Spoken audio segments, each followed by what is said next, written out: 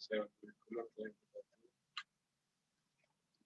Abdul Aziz akan presentasikan tentang perencanaan kapasitas dan lokasi fasilitas. Pertama, perencanaan kapasitas. Kapasitas adalah tingkat keluaran maksimum dari fasilitas produksi atau layanan. Perencanaan kapasitas adalah proses penetapan tingkat keluaran yang mungkin diperlukan di fasilitas.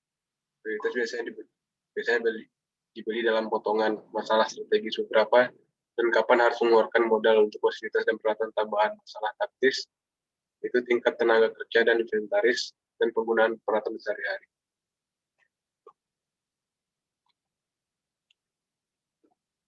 Informasi ini dibutuhkan kapasitas. Kapasitas desain. Itu tingkat keluaran maksimum dalam kondisi ideal. Seperti sebuah toko roti dapat membuat 30 kue khusus per hari saat didorong pada waktu liburan. Kapasitas efektifnya itu laju keluaran maksimum dalam kondisi normal atau realistis. Seperti rata-rata toko roti ini bisa membuat 20 kue per hari. Cara menghitung pemanfaatan kapasitas yaitu utilization dengan actual output rate per capacity divided dengan 100%.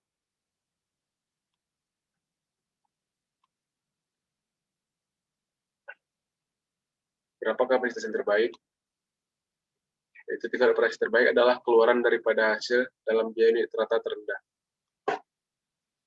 Skala ekonomi, di mana biaya per unit output turun seiring dengan peningkatan volume output. Sebarkan biaya tetap gedung dan peralatan ke beberapa unit. Izinkan pembelian dan penanganan masalah material. Skala disekonomisnya itu di mana biaya per unit meningkat seiring dengan peningkatan volume, seringkali disebabkan oleh kemacetan atau membanding proses dengan terlalu banyak pekerjaan dalam proses dan kerumitan penjadwalan. Tingkat dan ukuran operasi terbaik. Ini adalah gambaran. Alternatif 1 adalah beli satu fasilitas besar, membutuhkan satu fasilitas besar di investasi awal. Dan alternatif yang kedua ini adalah tambahkan kapasitas secara bertahap dalam potongan yang lebih kecil sebagai yang dibutuhkan.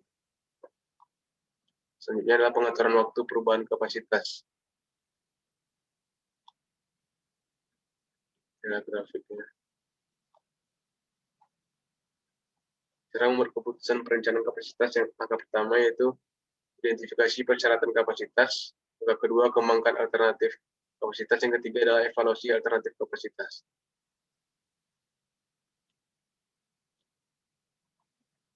Pertama itu mengevaluasi alternatif kapasitas. Tidak dapat melakukan apapun atau memperluas besar sekarang atau memperluas kecil sekarang dan opsi untuk menambahkan nanti. Gunakan metode perencanaan, alat pemodelan untuk mengevaluasi keputusan berurutan. Identifikasi alternatif pada setiap titik waktu atau titik keputusan, perkirakan kemungkinan konsekuensi dari setiap keputusan dan hasil akhirnya. Ini adalah lokasi fasilitas. Lokasi fasilitas ini adalah proses mengidentifikasi lokasi geografis terbaik untuk fasilitas layanan atau produksi. Keputusan yang jarang didasarkan pada strategi lokasi yaitu strategi lokasi, yaitu keputusan yang jarang didasarkan pada menuntut melebihi kapasitas yang ada, perubahan lokal dalam produktivitas tenaga kerja, nilai tukar biaya, sikap lokal, pergeseran demografi, dan permintaan pelanggan. Pilihan lokasi yaitu jangan dipindah, perluas fasilitas yang ada, pertahankan situs saat ini, tambahkan fasilitas lain, itu fasilitas yang ada dan pindah ke lokasi lain.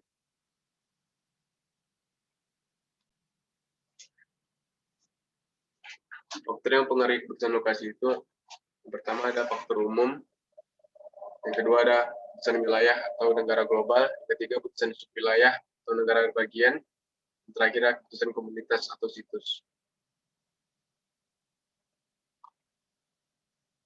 Faktor umum ini meliputi globalisasi, pendekatan pasar, area populasi tinggi, gerakan termasuk, biaya transportasi, dan lain-lain. Adalah faktor wilayah atau negara global, seperti lokasi internasional utama, Amerika Utara, Eropa, Pasifik, dengan politik hukum, budaya, infrastruktur. Ini subwilayah atau negara bagian. Dari pemerintah, keinginan perusahaan. Dan ini adalah faktor dari community atau situs.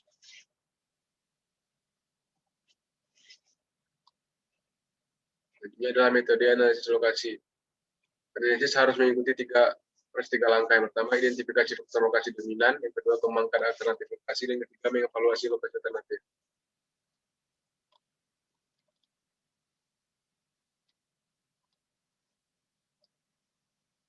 Metode pemeringkatan faktor. Ada 6 tahap. Kemudian, contoh faktor dari pemeringkatan seperti ini.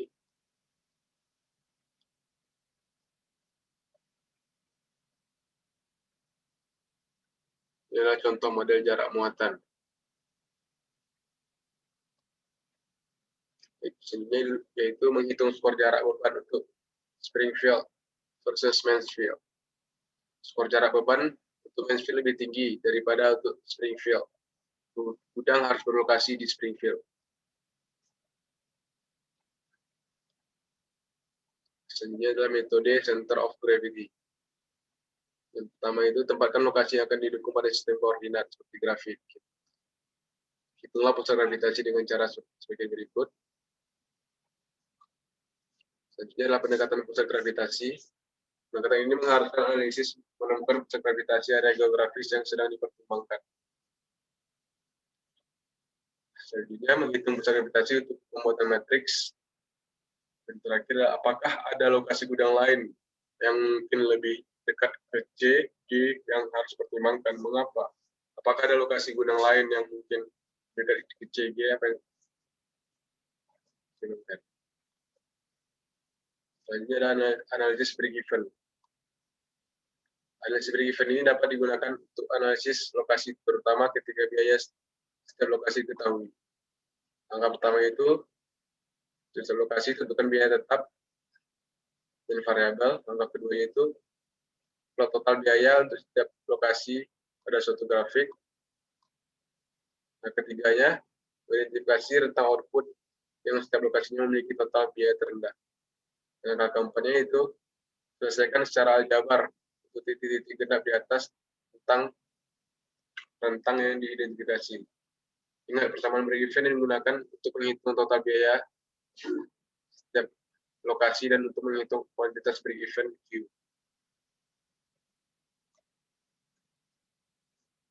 Ini adalah metode transportasi.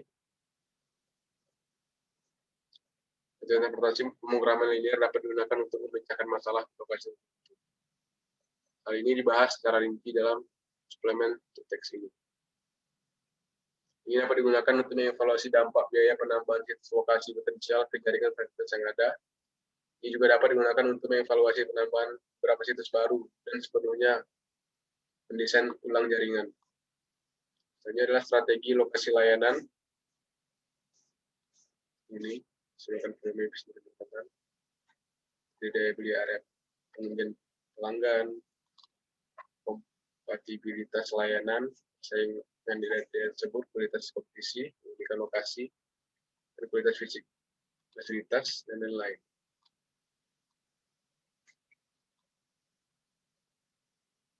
Jadi, kesimpulan dari bab ini adalah perencanaan kapasitas memutuskan tingkat output untuk semua fasilitas. Selanjutnya, analisis lokasi memutuskan lokasi terbaik untuk fasilitas. Selanjutnya, perencanaan kapasitas dan keputusan lokasi sering dibuat pada saat yang sama karena saling terkait.